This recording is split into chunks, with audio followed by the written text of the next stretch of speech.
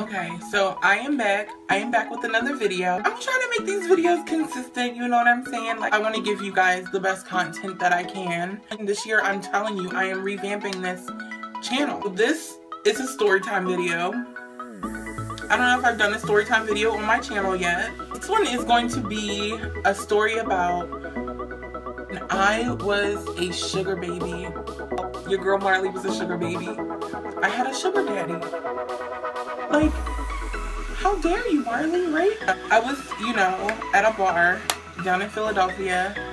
I wasn't 21 yet. I know that's totally illegal, but whatever. And there was this guy who was staring at me non-stop. This is around the time when I was going through the worst time in my life. I wanted the world to fucking spin. I wanted everything to be just over at that point. And I think I told you guys about that situation. If not, I will come back and I will tell you about it. So, me and this guy, we're like pretty much eye-fucking each other across the fucking bar. And I'm just getting served drink after drink after drink. I'm just getting wasted, like, done. This 20-year-old girl just sitting at a bar by myself. My friends were out, like, having fun with their friends while this was happening to me, because I'm not usually one to, like, express my feelings to other people about what's going on in my life. I'm a very reserved person. This guy came over, he, like, scooched over, like, started talking to me or whatever.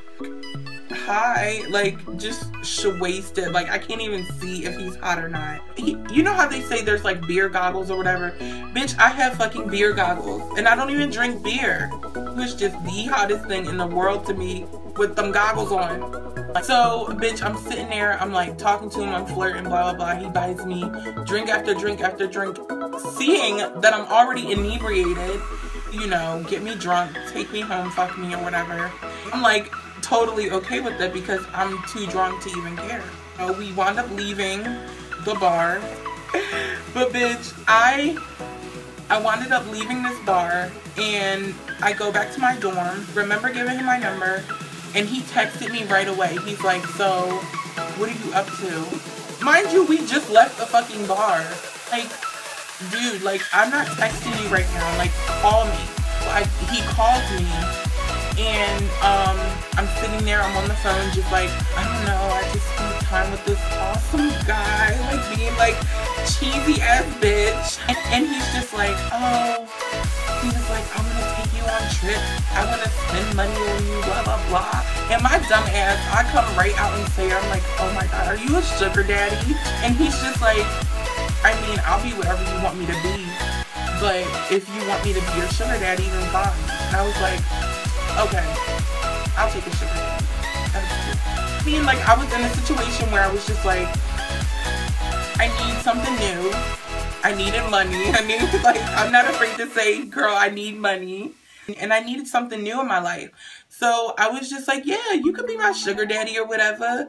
Like, you got bread. Like, you was buying me drinks and stuff. And I was feeling all, like, cunty and stuff. And I was just feeling my oats. We were talking. Mind you, I did not even tell this guy that I was trans. I feel like he already knew. I mean, we were in the gayborhood. So, like, trans girls, gays everywhere. Like, bitch, I wasn't even worried about telling him because I feel like he already knew. So the next day, he gets a hotel like 10 minutes from my fucking dorm. So I could like walk back and forth from my dorm, which I actually did. We went out to eat first. I'm wearing heels. Literally, I wouldn't say it was my first time wearing heels, but it was my first time walking around in Philadelphia in heels, honey. I thought I was so cut with my cute little like Louis Vuitton bag and just walking like, girl, just thinking I was the cutest little thing on the road. And I fucking fall, like, not fall, but this is what happened. I get my heel stuck in one of the cracks of the street, and I twist my ankle a little bit, but you know, I'm a cunty, dainty bitch. I wasn't gonna fall on the ground and just be humiliated. Back up and just start walking again like I'm the daintiest bitch in the world, just like. So I get up and I'm walking, right? And he walks around the corner and he is not the guy I remember. And I'm just like, is this the guy that I went on a date with? Or is this the guy that I met at the bar? Some damn beer goggles, okay? And I know I'm not the prettiest girl in the world, but damn, nigga, like, you couldn't even be the same guy I remember. Like, damn. Anyway, so he's like, what do you want to do? And I'm like, oh, let's go get something to eat, honey. Mind you, bitch, I'm a little low on money. So I'm, you know, eating like, I don't know if this is going to be my last meal. Like, yeah, let's go somewhere really nice. So he wound up taking me to McCormick and Schmidt. Bitch, I am in the huntiest little outfit, honey. I'm like, yes, I belong, I belong, I belong. We just, you know, storm through and we make our presence known. And people are looking at us like, oh my God, she's like clearly a sugar baby. And I'm like, oh my God, these people are clocking my tea. It was awkward for me because he was way older than me, bitch. He had to be like 45. I'm 20 at this time. And I'm like, dude, like, I'm like, do you mind people like staring at us? Does that make you uncomfortable? Because this is making me a little bit uncomfortable. It's just like, no, like, don't worry about it. Like, you're a beautiful girl, blah, blah, blah. I'm like, they can't tell that I'm trans, can they? He's like, hell no, like, girl, you got it going on, blah, blah, blah. Like, trying to be smooth or whatever. So we sit down, he orders, like, my dinner. And he's like, he orders my dinner. Like, this ain't no movie, nigga. I'm gonna take the steak and the lobster. Nigga, you're not gonna sit here and order my meal. Like, I'm not getting no salad, honey. You see all this? I didn't get all this by eating a fucking salad. So, I ordered the steak and I ordered the fucking crabs and I ordered everything, bitch. And I was like, yes, honey, like, I'm eating good tonight, girl. Like, I'm not going to bed hungry tonight. I had to keep my composure. I was going to be that ghetto girl on a date with a white man, right? I'm sitting there and we're just talking. He's trying to get to know me. And I'm just like, you better give me some coins after this dinner. Like, where's my coin? Where's my coin? We talk, you know, we're at this dinner for like an hour and a half, and then we go back to the hotel. And bitch, he said, I'm sorry, you know, we didn't get done dinner in time. And I wanted to take you shopping, and I wanted to buy you stuff, and I wanted to make sure you are as fly as you can be. And I was like, I'm already fly, nigga. Like, you don't see all this? I'm fly. He was like, so when we get back, you know, I'll give you my computer, you know, you can buy whatever you want online. So, I'm buying stuff. And he was like, so how much is that? How much is that? Then I started getting this feeling that, like, he was like a cheap sugar daddy. But he really wasn't, though. He was just like trying to make sure he knew how much it was. So I bought clothes, honey. I bought shoes. I bought an iPhone 4S.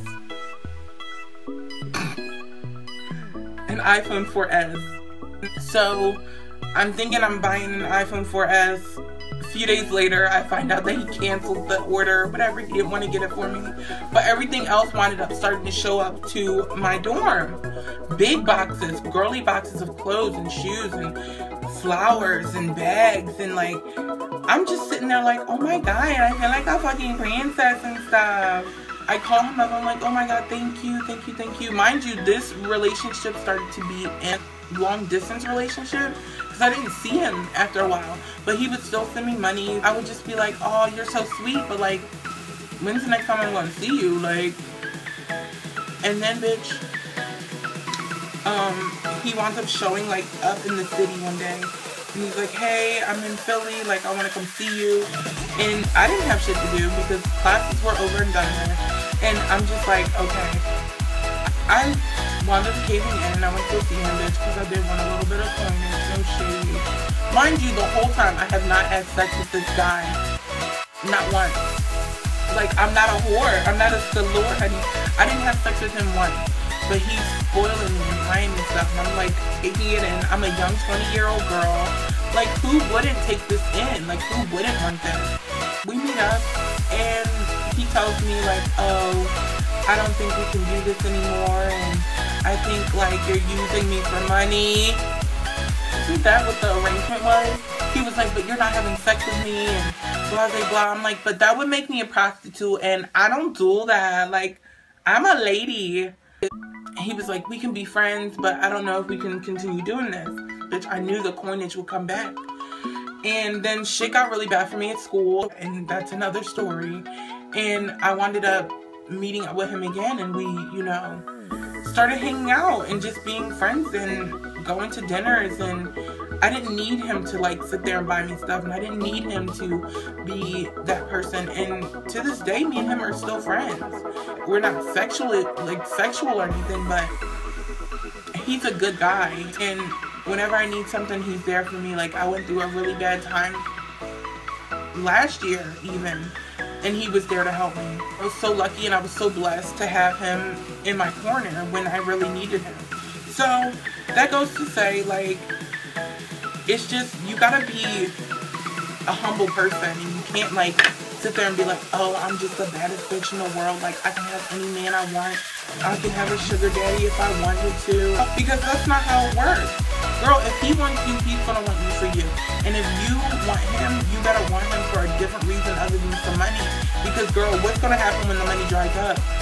What's gonna happen when he wants to just be friends and he doesn't want to support you anymore? Bags and monies and shoes and cars and houses are nice, but like, you're gonna want a relationship with someone one day. Like, you're gonna want to have, even if it's just a friendship, you're gonna want that stability of a friend, of someone that's always gonna be there for you regardless of anything. Like, any moment in life where you know that you could possibly need this person. Our situation evolved into just friends, and yes, we had our ups and downs, and honey, we had some downs, but I'm glad that I met him, and I'm so glad that like he forgave me for everything that I've done. Also forgave him for shit that he's did. And we can sit here and laugh about it today because honey, shit was real. Girl, when I tell you I got stories to tell you, honey, I got stories to tell you. Anyway, I just wanted to come to you guys with my sugar daddy story that turned into my friend story. And I'm glad to have someone like that in my life as a friend. That was my sugar daddy story. I wanted to tell that story for so long. I was a sugar baby. You guys know this now. And I'm no longer a sugar baby. I don't play that. I don't do that shit no more. She got her own thing. If you guys knew what was going on and why I even decided to agree to something like that, like, you would be like, girl, I totally understand where you're coming from, honey. Like, don't judge. Don't be a fucking hating-ass bitch. And I will see you guys in the next video. Like, don't forget to like and subscribe. Like, don't be a fucking hater. Get you a sugar daddy. I'm out. Don't forget to like, comment, and subscribe, okay? Because I got stories. Love you guys. Bye.